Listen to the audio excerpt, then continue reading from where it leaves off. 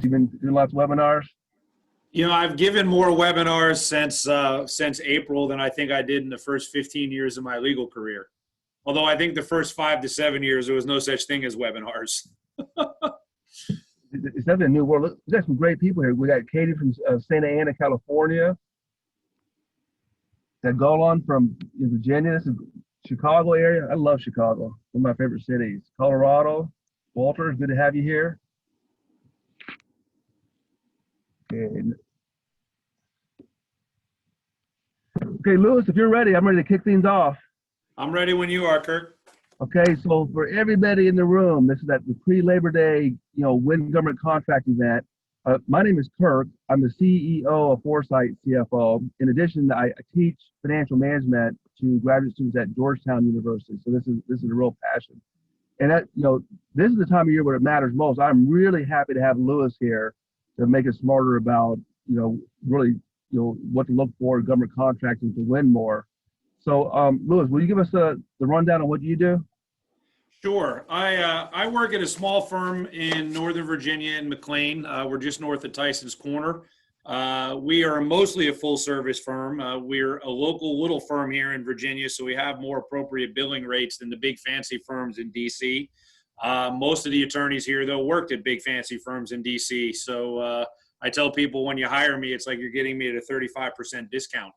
I run our government contracts practice. I handle everything from regulations, compliance, helping you review bids and RFPs, which we'll talk about today, to protests and claims on the backside. Also can draft contracts, joint venture agreements, and all the niceties around. I've been doing this. I've been doing government contracts law for about 11 years. About half of that time I spent as an in-house attorney. So I lived the small business pain as a general counsel of a small business. I ran a proposal shop as well, which is where I really started to learn some of the niceties of reading through an RFP and understanding it a little bit more. So I think I got a little bit better perspective having done the company side than most lawyers who spent only their career in the law firms. So that's me and what I do. And from all my pictures in the back, you can tell that I'm also 26 years in counting, Marine Corps active in reserves. So I got a law degree somewhere, but they don't look as good on my wall. That's good. For people out there, we are a military family as well. I served in the first Gulf War, and I got 2 sons at West Point Military Academy. So it just really appreciate what you've done there, Lewis. So. Hey, before we jump in, how about, can you tell us a story about how this really applies, give us that visual and how this really applies to, CEOs out there who are doing government contracting?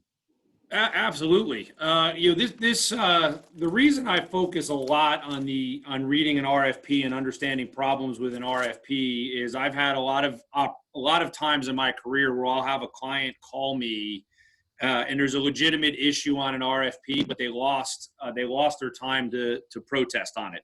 It needs to be handled before your bids come in. About 3 weeks ago, I had a lady, she was an 8A company, a small government contractor. They do audio video installation and repair. And they bid on a job around $300,000. And it was a small business set aside, except the government slipped it out under a NAICS code for audiovisual manufacturing. So instead of a $7.5 million NAICS code for small business threshold, it had 1,000 employee NAICS code small business threshold. And she lost the bid to a company that was 10 times her size. And she was the number 2 bidder. If she had called me on the NAICS code issue before the bid went in, we absolutely would have won that issue, and she would have probably won the work. And it's kind of frustrating as the attorney when your client calls too late in the game. So the biggest foot stomper moment I use here is before you dive into an RFP, and I know just how much time, energy, and money are spent in putting in a solicitation. Make sure you go through that thing, not just looking at the substantive operations stuff and how you're going to bid it, but look at, any possible problems, weird issues, the stuff we're going to talk about today, so you don't end up wasting your time and money in the long run. That's great. And I can tell you from experience in the growth CFO world, we're too many times we come to people like you, being the expert, and it's just too late. And if we'd have done some front end prevention, we'd have been so much better off. So I'm going to launch 2 poll questions to find out who's in the room, and this really helps us. Your response really helps us kind of guide the conversation to be more relevant to you. So the first question, and your responses are 100% anonymous, right? Your name has to be tied to any response up here, but we will share the statistical outcome so we all know, who our peers in the room, and it'll help Lewis gear his conversation. So the first question is, what is your top line revenue number? And there's different brackets. And then the second number plays off that. It is, this year with COVID, do you expect your revenue to increase, decrease, or stay about the same? And it'd be great. We got a 60% response now. It'd be great if we can get to 70% of who's in the room. I'm glad that so many people showed up. I mean, pre-Labor Day, it's slowed down in lots of areas, but this is a timely topic going into government year end. So hey, we're at 73. I'm gonna keep it open just for a few more seconds. This is the year to vote. I'm almost at 80. This is good. All right, guys, rock and roll. I'm gonna close the poll down, share results, and just take a look. So about 43% are doing 0 to 5, 17% at 5 to 10 million, and then 10 to 40. Just as a fun fact, only 4% of CEOs or companies make it, from a new business standpoint, make it to the revenue point of 1 million or more per year. So only 4%. So if you're doing that plus, you're really doing something. And we've got a couple of companies doing 70 million. Nice range. And then this kind of fascinates me. So 23% of the companies expect revenue to increase this year. And this year, we're kind of going into that final landing approach, right? So it's almost done. 30% decreasing. So maybe get some wins here. And that almost half staying about the same. Fantastic. So definitely keep your eyes open. The world is changing faster than it ever has before in my lifetime. So keep your eyes open and make the right connection with people like Lewis. Okay, Lewis, back to you. We got the poll, so we know who's here. Okay, well, good. It's kind of heartening to see so many companies out there saying their income staying the same or increasing. Unfortunately, I talked to too many clients on the other side of that. So good on you guys who are still doing that. So we'll dive in here, and let me make sure I'm on the right screen. There we go. So we're going to talk about reading an RFP, and this is why it's very important up front to identify these issues. Pre-award protests. All right, bid protest is our bread and butter as an outside counsel. The government has to do things the right way, and if they don't, you can call them on the carpet and try to get them to go back and do it the right way. The problem is you look at the bold and italicized language. All right, if it's based on something wrong in the RFP, it has to be in before the bid opening or the time set for proposals.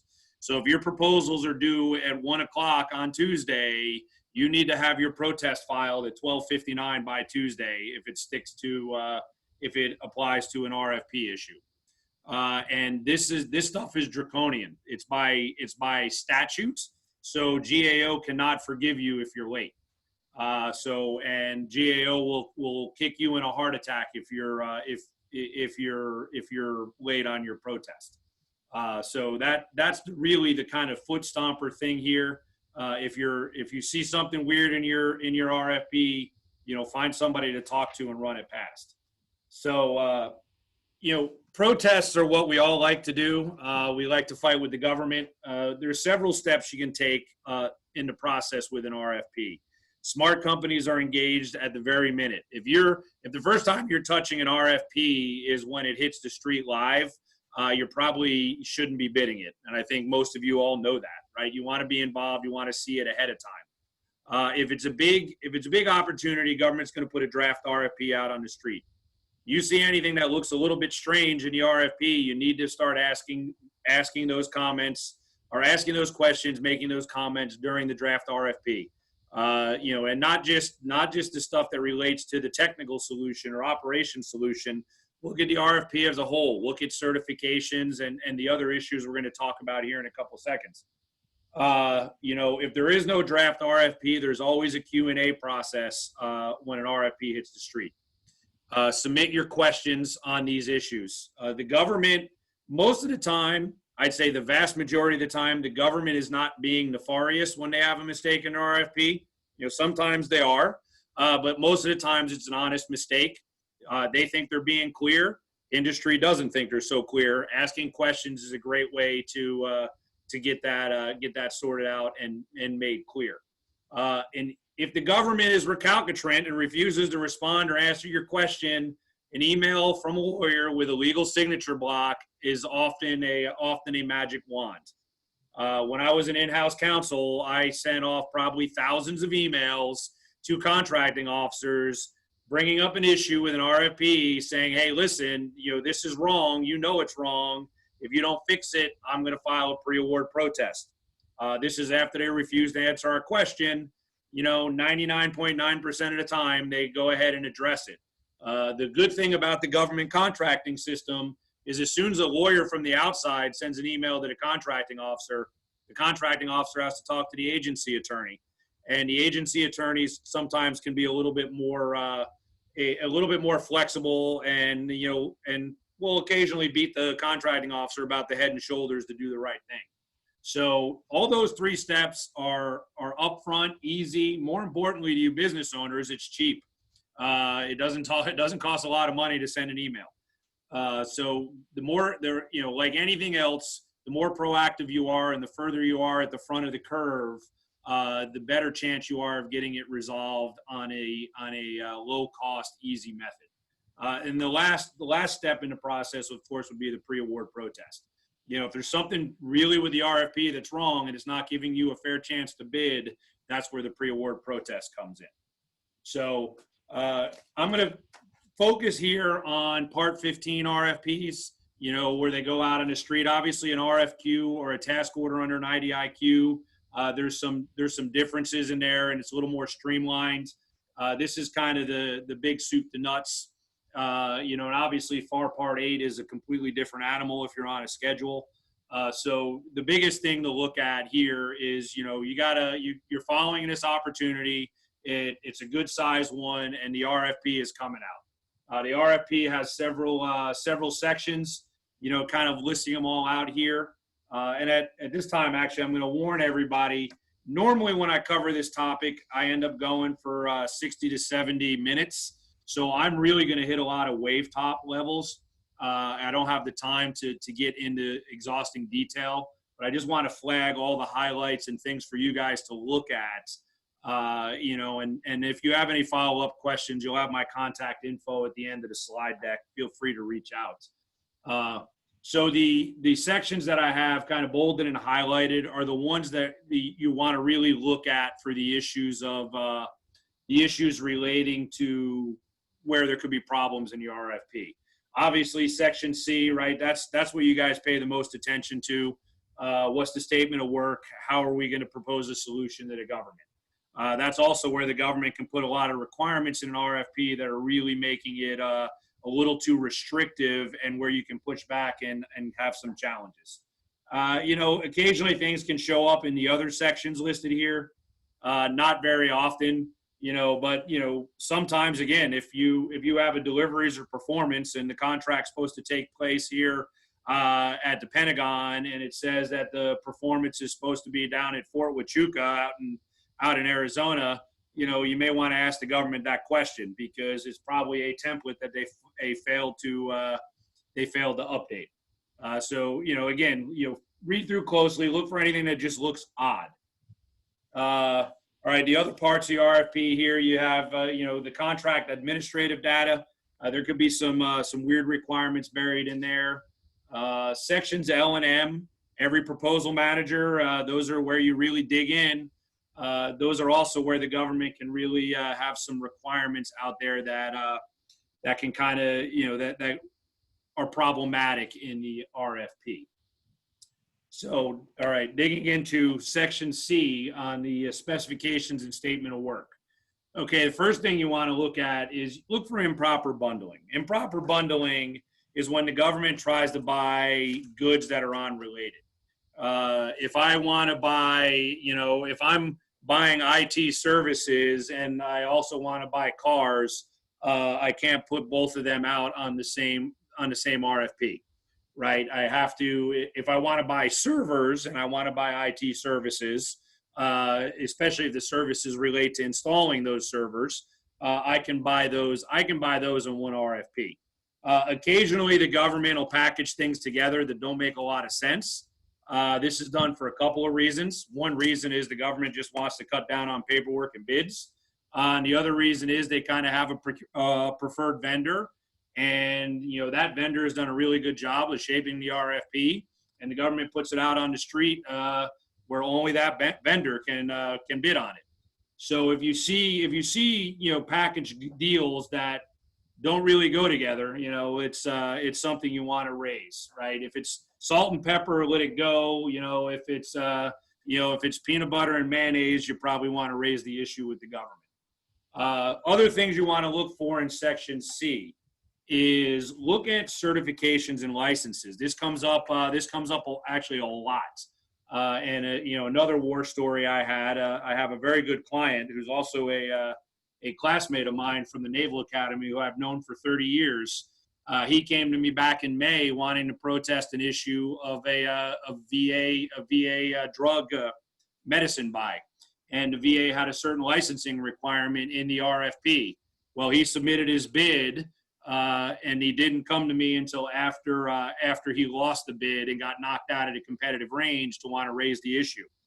But again, it was a requirement. The VA said you need a certain distribution license. He felt that you really didn't, but that issue needed to be raised before the bid went in. So look for licenses that are narrow. I have my Virginia bar license. If there's a bid that's out on the street and, it's asking for legal support, but it wants somebody who's licensed in Guam, unless there's a really good reason for it, you want to raise a question about why do you need a Guam attorney? Same thing with certain IT certifications, right? A lot of times you see your ISO certs or your other business certs. Are they really needed for the bid, or are they something that the government is just throwing in there because it's a nice to have? Those are questions you want to ask. The other parts on certifications and licenses that I found very helpful is ask the government when you need the license. Sometimes the government says, hey, you need this certification to bid. Well, we all know the bid's not going to be awarded for a year. So why don't we go to the government and say, hey, can that be a condition of award? Where as long as I tell you that I've submitted my application for the certification or license, can that be good enough for the bid? And upon award, as long as I've gotten the certification, you can award me the contract. That actually is a very successful way to go in on a cert or a license that you don't have. You can go in and ask, hey, I'm going to apply for it, and I'll have it before you make an award decision. The government, unless they think they're going to make an award within 30 days, the government will almost always agree to that. And if they don't, that's something that can be a pretty good pre-award protest argument, because the government really has to be able to identify why it's important to have the certification on day one.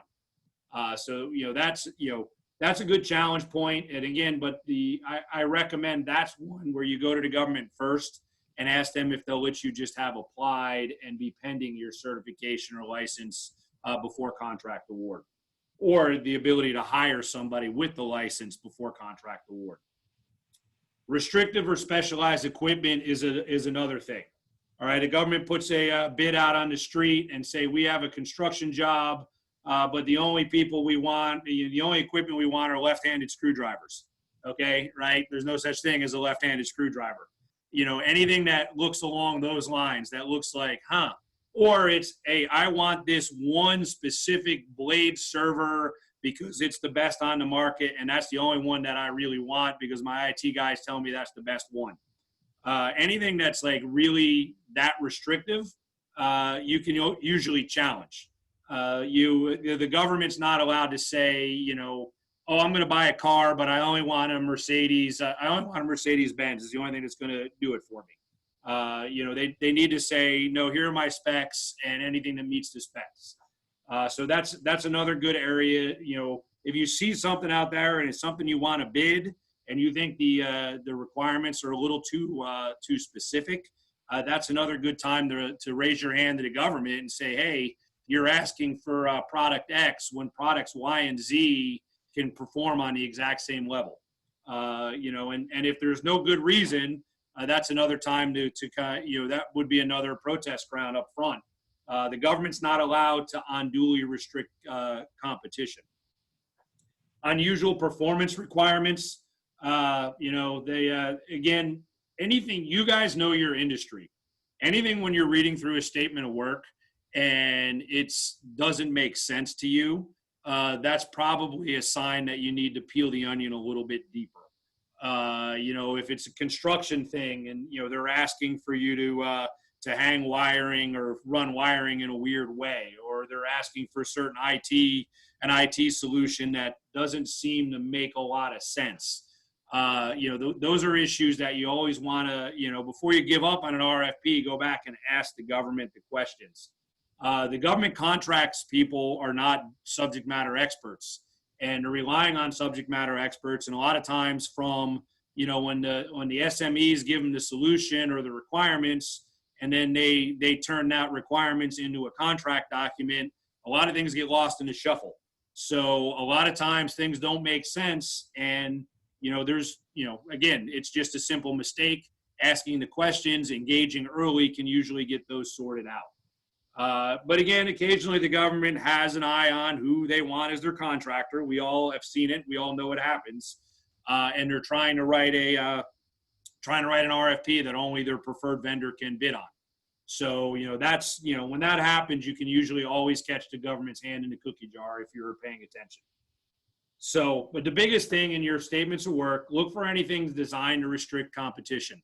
All right. If you look through that and you say, hey, I know my industry and there are 3 companies in the entire country that can bid on this, that's a time to raise it. It's one thing if they're asking to build an F-35 fighter, but if it's a small business set aside out there that's going, for an IT solution or construction or professional services, and it's only looks like a handful of companies can bid, that's generally a problem that should be addressed.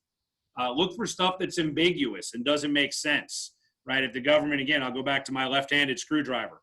I don't really understand because, they work both directions. Or something that's inconsistent. Hey, I want a certain type of, I want you to give me a price for this type of server, but, I want a certain type of specifications that server can't match. Those are things that you want to make sure you flag and raise. These are all issues you want to raise them in questions. And if you don't get good answers is where you want to consider a potential protest. If you come back on the backside and say, oh, those were, that didn't make sense that you asked for that server. So that's why I bid server Y because of the specification requirements. And if you don't protest up front, you won't be able to protest that. Again, I'll beat the drum on the protest timeliness several times. Hey, Lewis, I have a really good question here from Robert. And here's his question is, can the time to respond be challenged? And his example is, for example, requesting 500 nurses when the RFP came out last Friday, right? And so can you challenge the timeline and it was due by the 12th? The rule is you're going to protest, it has to be filed before the bids are due. So you have all the way up till the minute the bid is due to file the protest. Hey, Lewis, your voice is breaking up. You may want to switch to the phone. The contingency was ready to fix the phone. I apologize, everybody. Occasionally my computer mic decides it doesn't want to work right. So I'm going to mute myself and call in here. Yeah, so Lewis is going to switch over. This was prepared as a contingency. He'll call in and mute the Zoom so that we can hear his guidance to us. So stand by. Sorry about the interruption.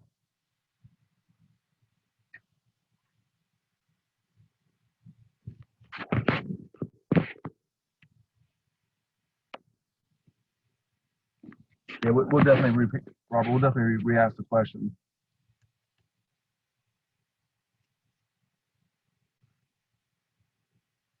And yes, Joan, we're going to send out after the webinar. We will send out a download for the slides and a link where you can listen to the recording again. And Lewis is great to work with. He's helped us with a number of clients, even on the sell side of government contractors. So we'll definitely share the information so you can contact Lewis and talk to him before you get too deep into something.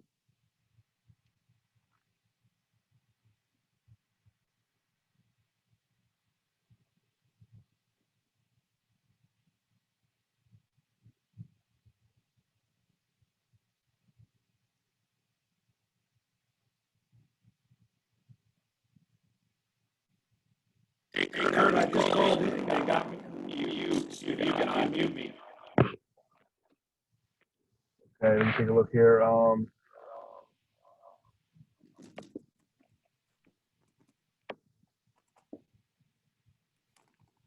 Hey, Lewis, what's the last three numbers? Your phone number? I think it's this one.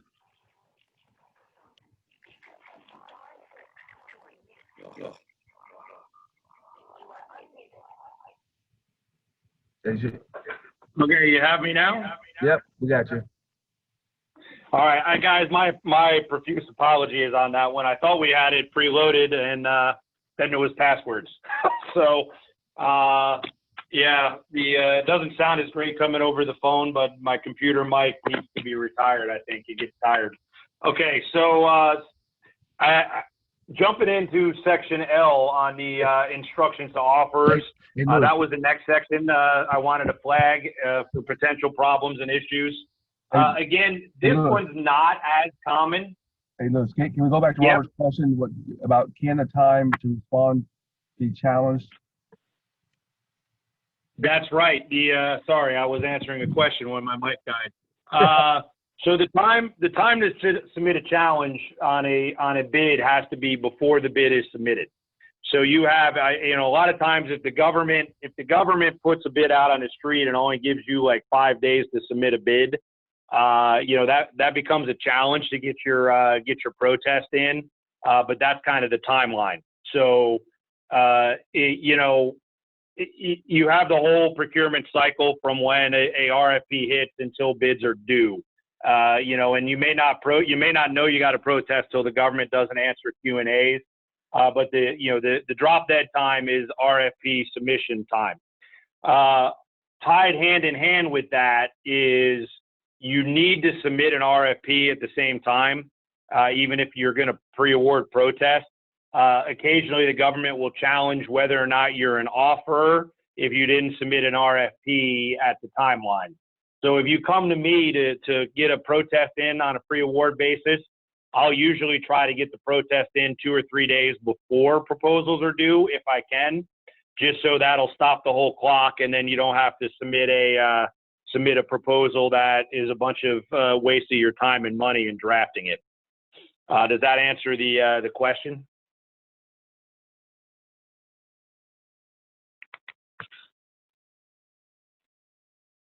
So I think so. But I'll dive back in here on the section L, instructions to offers. That's one of the other sections I take a close look at. I haven't seen this a lot, but again, it comes up every once in a while, and you want to look for something that just looks like it's designed to limit competition. If the government's asking for, I need you to give me printed volumes and I need 32 copies of each volume, and they drive up the cost of actually printing and delivering it, astronomically. That's something to push back on. If the government's got some legitimate reasons why it wants certain copies of printed volumes, that's one thing. But anything that looks like it's trying to raise the barriers to bid in the instructions to offers or is ambiguous is what I would look at.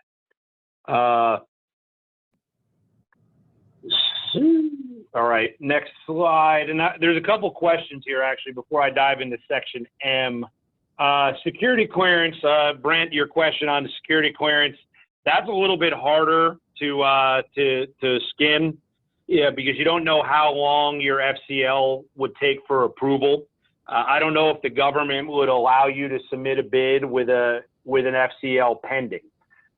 You can try that question. I think you're more likely to have success if your FCL is already pending than if you're going to submit an application about the time you submit your bid. That's one of the security clearance isn't quite the same as getting an ISO cert. You know, an ISO cert you're almost always guaranteed to get. An FCL, you know, sometimes can take a little bit longer and not be guaranteed. But my advice on that is you never know what the answer is if you don't ask the question. And if they come back and say no, well, you're not in any worse shape than you were before you asked. I would encourage you not to protest a security clearance requirement because I can almost guarantee you we'll lose, you know, unless they're asking for a security clearance that's completely unrelated to the work. But that, you know, there's a lot of deference in that front from GAO to the government. So, you know, next question, Greg, you're talking about people placing bids. You know, the rule on the government on pricing is you have a right to lose money, and there's some people who will bid as a loss leader and hope they can manage it to productivity. That's not a good business model. I think Kirk's probably shaking his head hearing that. But, you know, a lot of times people just priced it badly. You know, there's a post-award protest grounds about price realism and whether or not, you know, plenty of post-award protest grounds at pricing, you know, but that's not really something you could address up front. All right, so now diving back into the slide deck, looking at section M, evaluation factors. Okay, this is, I think 90% of the actual pre-award protests I've had to file involve evaluation factors. You know, it gets to a point where the government is setting a evaluation standard that doesn't make a lot of sense, or it's unfair, it's unclear, it's ambiguous. A lot of times, you know, the evaluation scheme. A lot of times the contracting folks put a lot of work into developing their evaluation scheme. They've spent a lot of time with that baby. They think their baby's beautiful and they think it's perfectly clear. And if you want to challenge it or don't understand it or want to push back on it, a lot of times the government will dig in their heels. So this is an area where you often have to turn into a protest. Just because while the government can be flexible in some of the stuff in the statement of work, when you flag it for them, here they often are not. So you know, this is where you really need to pay attention. When I was, you know, general counsel of a government contractor, I would read every single section L&M of every single RFP we were going to put in. And I would read them probably 2 or 3 times and make sure it made 100% sense to me before I would say, hey, we're good to go with this proposal. You know, and I encourage you all to do the same things. Read them a couple times.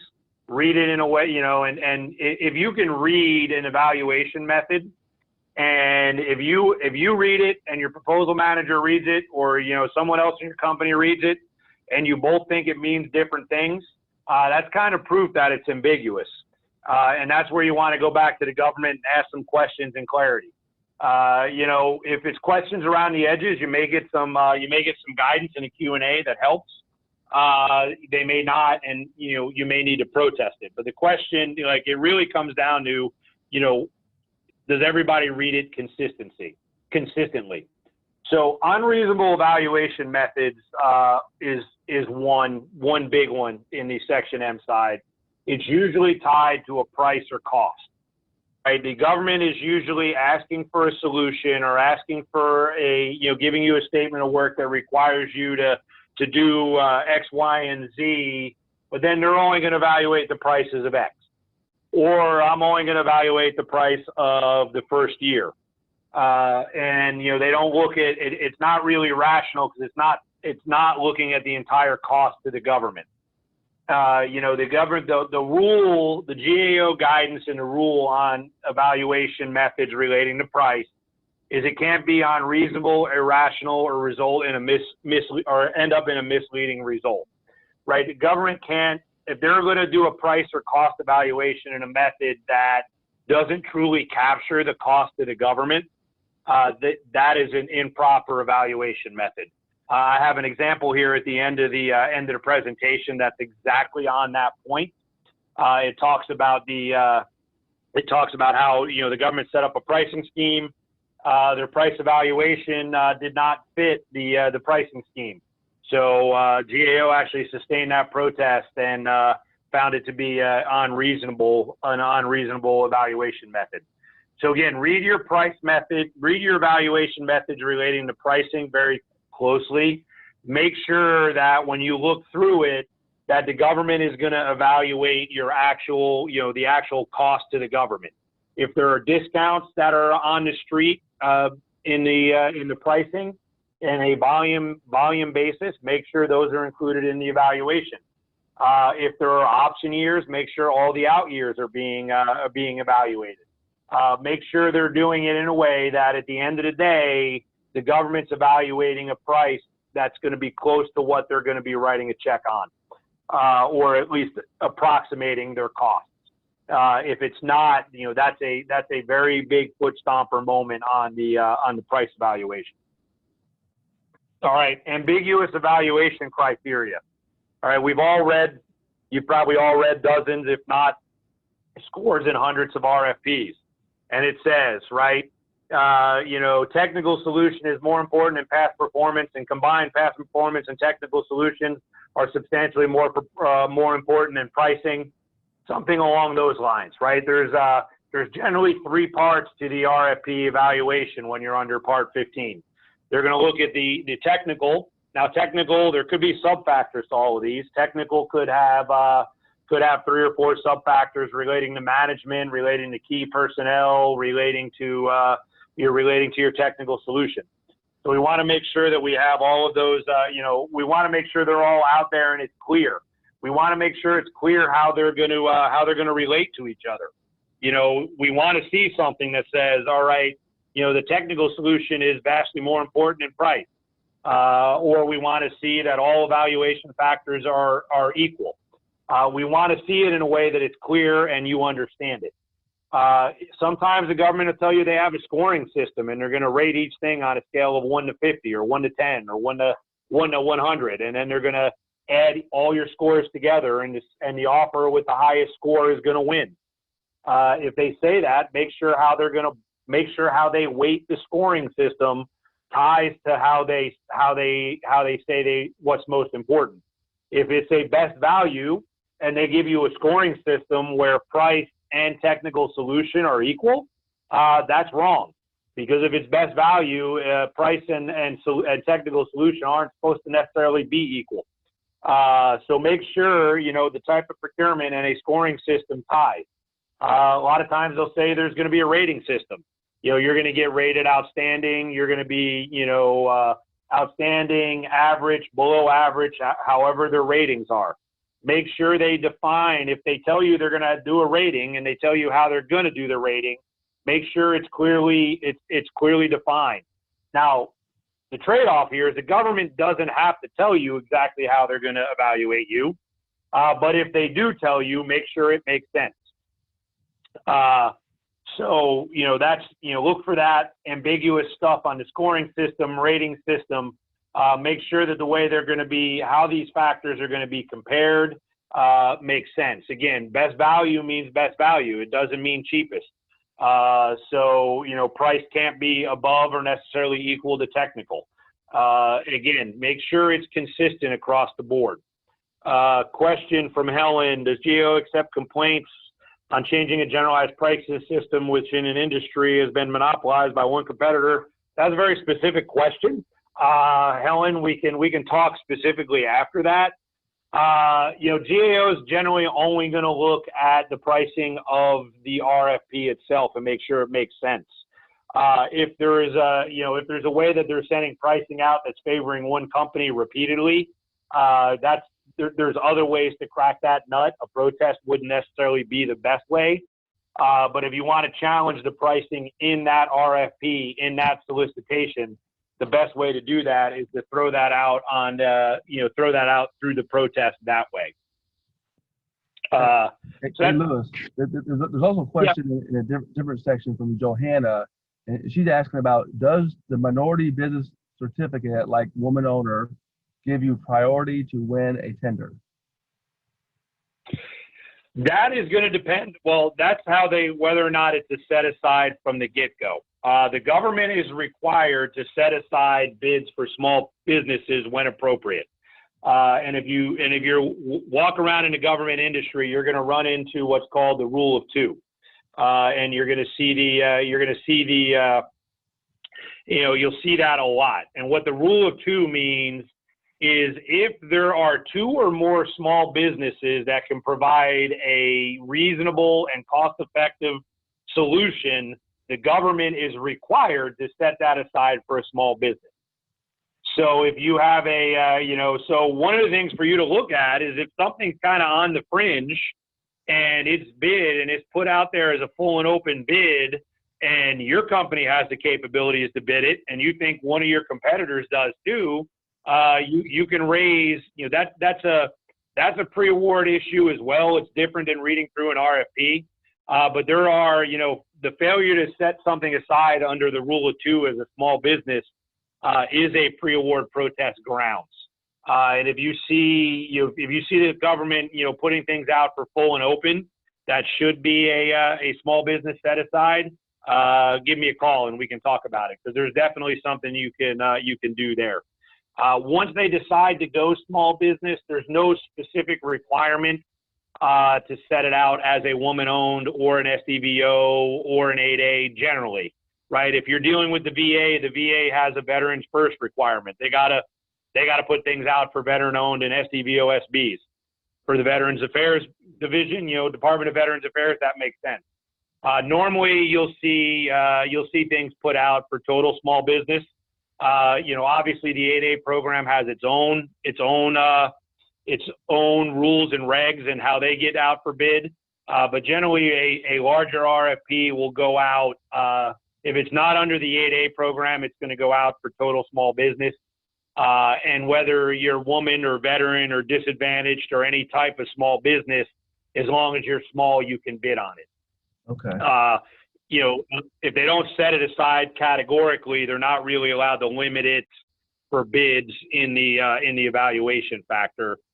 But for hub zone, I love government contracting has exceptions to the exceptions to the exceptions. So the hub zone program then gives you a price preference, but that again is a totally related, but off the reservation a little bit here. I know we're running low on time. So Kurt, actually I got one more question. RFP states requirements for liquidated damages for breaches of PHI, PAI, doesn't specify insurance amount. A lot of the requirements for insurance are also laid out in the FAR. I actually haven't seen an RFP with a liquidated damages for that, but this is, I think, ways we're going as we move. So that's something I would have to peel the onion on to answer thoroughly. But I would also say just because things aren't written in the RFP, there's generally regulations that cover a lot of this stuff through the FAR as well. And a lot of times when you see your list of 85 FAR clauses that are incorporated by reference, those are the ones that are going to have the requirements, right?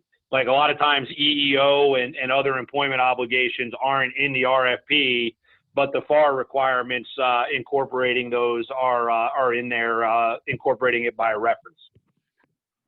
So, but I wanted to get over to my last slide here on examples. So these are two successful pre-award protests. The Raymond Express International was the one I referred to earlier. It was a defense commissary opportunity. If you're not familiar, the commissary is the military's grocery store, and they were buying produce, and the solicitation had volume discounts. If you bought a certain volume, then they if they bought a certain volume from you, you had to kick in a discount level. When they evaluated pricing, they didn't include the volume discounts in the pricing evaluation. Raymond Express protested that, saying, "Hey, if you don't account for the discounts, then you're not getting a fair price for what it's actually going to cost, what it's going to cost the government." And Raymond Express won that protest. The government had to go back and reevaluate pricing using the volume discounts and how they would apply. So there's an example of how when the government has discounting out there and volume discount points and refunds, the pricing evaluation needs to include those. All right, ASRC, Arctic Slope, one of the large Alaska Native-owned companies. They protested something because the agency had an IT help desk bid out on the street, but they didn't include a level of effort. So you had no idea how many trouble tickets there were, so you had no idea how to bid it for staff.